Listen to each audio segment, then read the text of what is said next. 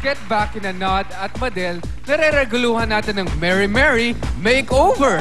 Para hindi sila nervyoseng pagdadaan ng transformation. Ako, they need to relax and pamper themselves. Of course. Kaya naman ang kanilang first stop, Sa Blue Water Spa.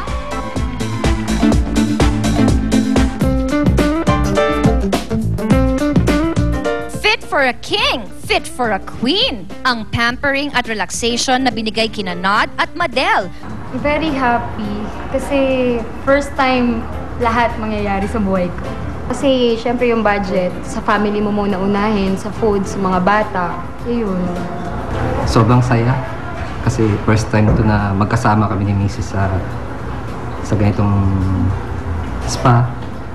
At syempre maraming salamat sa love ni Mr. at love ni Mrs. at binigyan kami ng pagkakataon. Very relaxing, sarap ng massage. Sarap. Hindi pa tapos, nag-aanda pa sila para sa facial treatment namin ngayon. Yan. Yan sila.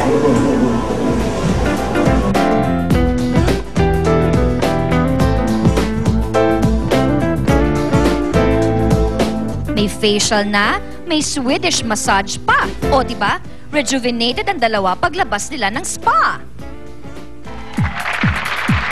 Wow, honey! Nakita mo relax na relax si Mrs. At si Mr. naman, pampered naman.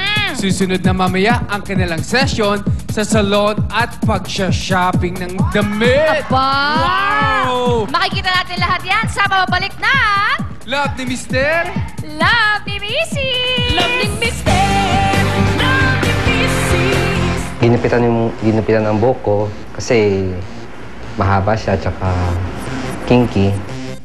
Yun, na-excite ako kasi first time kong mag-bangs, tsaka yung shoulder length na hair. Gusto naman ko. Congratulations.